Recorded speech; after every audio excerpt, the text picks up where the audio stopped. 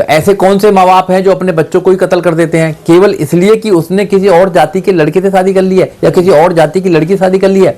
फिर तो आपको बच्चे पैदा करने का अधिकार क्या है? कुत्ते बिल्ली पाल लीजिए। एक धर्म का प्रेशर है कि धर्म में ऐसी हायरार्की बना दी है कि एक इंसान को इतना छोटा समझ लिया है कि उससे बात करना भी उचित नहीं समझते हैं, उसके साथ में खाना खाना भी अपने आप को नहीं समझते हैं। अरे भाई, तुम मानसिक बीमार हो, अपना इलाज कराइए। आप कुत्तों से प्यार करेंगे, आप कुत्तों को बिस्तर में घुमाएंगे, कुत्तों के मुंह चटवाएंगे, अपना सब कुछ करवाएंगे कुत्ते बिल्लियों से, मगर इंसान अगर इंसान से नफरत करेंगे तो तुम मानसिक बीमार नहीं हो तो क्या बीमार हो? ये मानसिक बीमारी खत्म होनी चाहिए। देखिए, भारत के अंदर जाति जो जाति नहीं है, ये आज से नहीं है, 3000 साल से इस देश के ज्यादातर मूल निवासी लोग जाति से पीड़ित हैं और जो जातिवादी आतंकवादी लोग हैं वो आज भी उसको लगातार बढ़ा रहे हैं। जाति देश में खत्म होनी चाहिए, इसके लिए बाबा साहब डॉक्टर अम्बेडकर ने और महापुरुषों ने बहुत प्रयत्न करे हैं, मगर इस देश में चंद ताकतें ऐसी हैं जो जाति को बरकरार रखना चाहती हैं। यहां तक कि शंकराचार्य भी कहते हैं कि हिंदू धर्म की जो नींव है वो जाति है, वर्ण व्यवस्था है, और जो हायरार्की है वो जब तक नहीं बनी रहेगी जब तक ये हिंदू धर्म सुरक्षित नहीं रहेगा। जब इस जाति को बढ़ाने के लिए लोग लगे हुए हैं, लगातार काम कर रहे हैं, तो फिर ऐसी घटना तो लगातार होती रहेंगी। जातियों के नाम पर जो जहर घोला जा रहा है, जो ऊंच नीच की भावना घोली जा रही है, जो इंसान से इंसान को अलग करने का काम किया जा रहा है, ये जो लोग हैं, ये लोग इंसानियत के कतली हैं, इंसानियत के गुनाहगार हैं। ऐसे लोगों को सजाए मौत की दंड देना चाहिए अदालतों को, और लोगों को नकारना चाहिए ऐसे लोगों को।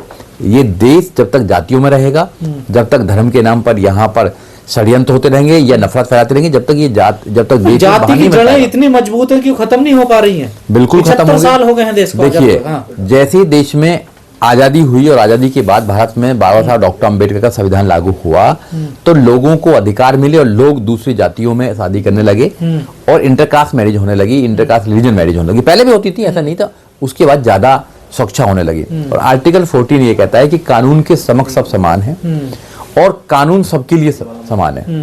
तो जब सबके लिए समान होने लगे तो कोई ऊंचा नीचा नहीं रहा, मगर कुछ चंद लोग जातियों को बनाए रखना चाहते हैं, जो जातियों में जो हायरार्की है उसको बनाए रखना चाहते हैं, जो कहते हैं कि भी हम तो श्रेष्ठ हैं।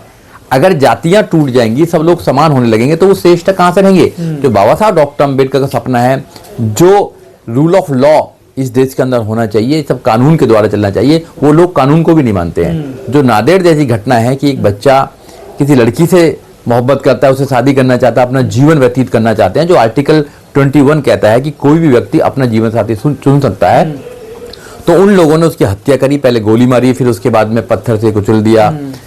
तो ये सरासर ऐसे नहीं कि पहली घटना है, हजारों घटनाएं ऐसी हो चुकी हैं, चाहे वो हरियाणा हो, चाहे राजस्थान हो, चाहे मध्य प्रदेश हो, उत्तर प्रदेश हो, या इवन दिल्ली हो, हर राज्य में आपको ऐसी घटना देखने को मिलेगी। देश 2025 में चल रहा, 75 साल देश के संविधान को पूर्ण रूप से लागू हो गए हैं। डेमोक्रेसी देश है, भारत का सुंदर संविधान है। इतना होने के बाद भी अगर ये घटनाएं हो रही हैं, तो देश की सरकारों को सोचना चाहिए कि देश की सरकार लोगों को सही एजुकेशन नहीं दे पा रही है और भाईचारा पैदा नहीं कर पा रही है। जो हमारे फोर फादर्स हैं, जो फ्रीडम फाइटर थे, उन लोगों ने जो सपना देखा था भारत के लिए कि भारत एक अच्छा देश बनेगा और भारत में सारे लोग प्यार से रहेंगे, वो कहीं ना कहीं टूटता नजर आ रहा है। सक्षम की जो प्रेमिका है, जो लड़की है, उसने ये कहा कि सक्षम जो था वो जय भीम वाला था, मेरे घर वालों ने इसलिए मार दिया। वो जय भीम वाला मतलब है कि एक पर्टिकुलर जाति से बिलोंग करता है, और वो जो लड़की के परिवार है वो एक पर्टिकुलर जाति से बिलोंग करता है, जो अपने आप को बहुत ज्यादा मतलब बड़ा समझते हैं, सो कॉल्ड बड़ा समझते हैं, जबकि इंसान इंसान होता है, जिसके अंदर इंसानियत होनी चाहिए। ना कोई बड़ा है ना कोई छोटा है, भारत का संविधान सबको बराबर मानता है। इसलिए प्यार मोहब्बत पर जो लोग पहरा देना चाहते हैं, वो सदियों से मानसिकता उनकी खराब रही है। और ऐसे जो मानसिक गुलाम टाइप के जो लोग हैं, ये जो मैं तो इनको विकृति बोलूंगा, मानसिक विकृति है इनके अंदर, जो मानसिक बीमार है, ऐसे लोग समाज में हर जगह मिलेंगे, आपको हर गली में मिल जाएंगे, हर गांव में मिल जाएंगे। साहब, ये जो परंपराएं हैं पुरानी, क्या ये कानून संविधान पे सब पे हावी हो रही है? ये नहीं, बिल्कुल हावी नहीं होनी चाहिए। कानून को सक्षम होना चाहिए, कानून को और सख्त होना चाहिए, और कानून को ऐसे लोगों को सजा देनी चाहिए। और समय समय पर ऑनर किलिंग के जो केस आते हैं उनमें सजाएं होती हैं, सजाएं मौत भी होती हैं। उसमें तो भारत सरकार तो योजना चलाती है इंटरकास्ट शादी के लिए, वो तो चलाती है, वो कहीं योगदान भी करती है, वो कागजों में चलाती है, प्रमोट नहीं करती है। जब बाबा ये कहते हैं कि नहीं शादियां तो अपने ही समाज में होनी चाहिए, दो लोग जो इंडिविजुअल लोग हैं जो 18 साल से ऊपर हैं, लड़का 21 साल से लड़की 18 साल से ऊपर है, जब भारत का संविधान उनको परमिशन देता है कि वो शादी कर सकते हैं, स्पेशल मैरिज एक्ट है, हिंदू मैरिज एक्ट है, अदर मैरिज एक्ट बना रखे हैं, जब दो समाज के लोग, दो जातियों के लोग, दो धर्मों के लोग आपस में शादी कर सकते हैं तो फिर इनको प्रॉब्लम क्या होती है? आपको मारना जरूरी थोड़ी है उनको। तो ऐसे कौन से माँ बाप हैं जो अपने बच्चों को ही कत्ल कर देते हैं केवल इसलिए कि उसने किसी और जाति के लड़के से शादी कर ली है या किसी और जाति की लड़की से शादी कर ली है? फिर तो आपको बच्चे पैदा करने का अधिकार क्या है? कुत्ते बिल्ली पाल लीजिए।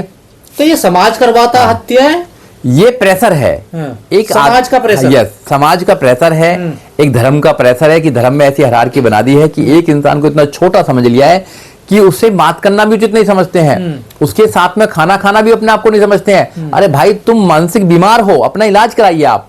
अगर इंसान इंसान से नफरत करता है तो मानसिक अगर बीमार नहीं है तो क्या बीमार है?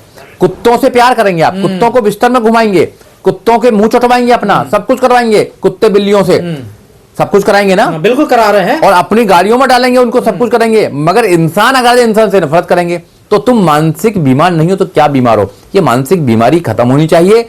और जब तक खत्म नहीं होगी, जब तक अच्छे जो लोग हैं, सिविल सोसाइटी के जो लोग हैं, जब तक वो इनका विरोध नहीं करेंगे। और ज्यादा से ज्यादा लोगों को लव मैरिज करनी चाहिए इस देश के अंदर, क्योंकि जब लव मैरिज करेंगे तो आप खुश रहेंगे और आप ज्यादा से ज्यादा देश को आगे बढ़ा पाएंगे, दो कल्चरों को आप सपोर्ट कर पाएंगे, समझ पाएंगे, जब ये देश का उन्नति हो पाएगी। सक्षम की प्रेमिका हर जो उसने काम किया, आपको नहीं लगता जोरदार तमाचा मारा इन जातिवादियों के मुंह पर? देखो, जातिवादी लोगों के दिमाग मुंह पे तमाचा हमेशा मारते रहते हैं लोग बाग, मगर एक बंदा तो चला गया ना, उसकी तो हत्या हो गई ना। अब कुछ भी करते रहो पीछे, ये हत्या क्यों हुई ये सोचने वाला सवाल है।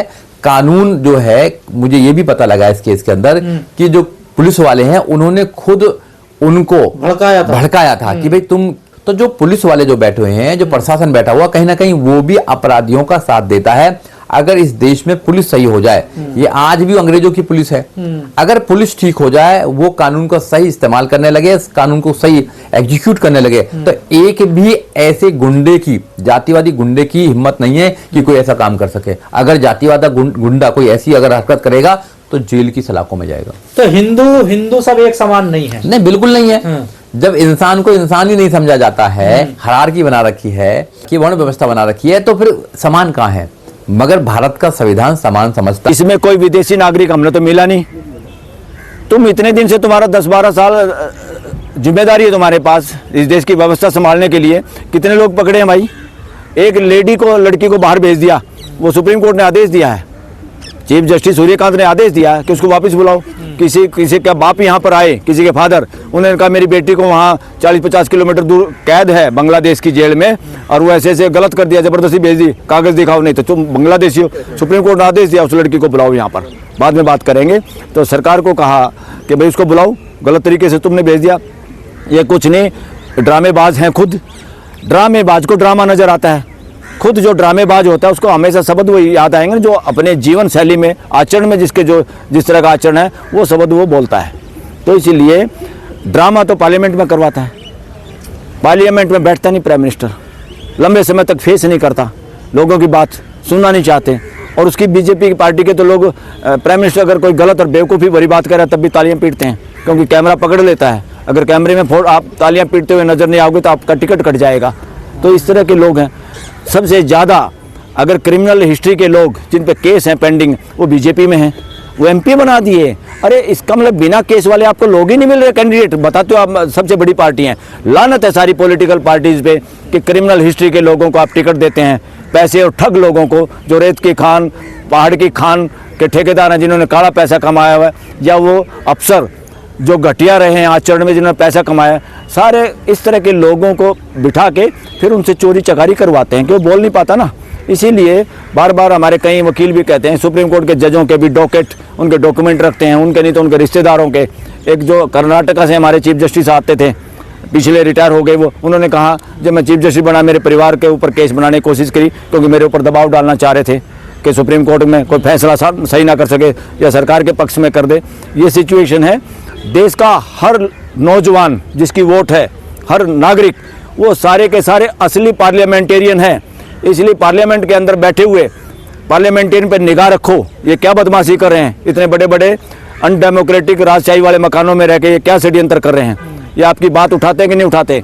अगर वो पार्टी लाइन में चलते हैं अननेसेसरीली आंख मिच के, तो उनका घेराव करना चाहिए लोगों को, कि ताकि देश के मुद्दे उठ सकें।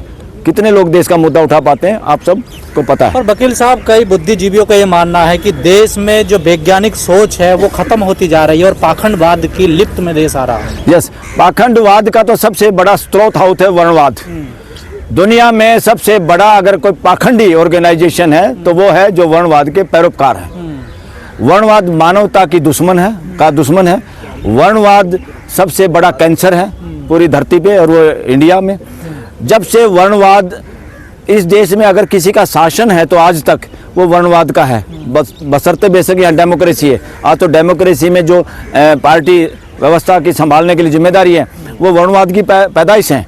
इसलिए सबसे ज़्यादा इस देश को जितना जल्दी समझेगा कि वर्णवाद को हमने खात्मा करना है, वर्णवाद की सोच के लोग जो आस्था के केंद्र बनाने में लिप्त है, चाहे वो और ढोंग करने में है,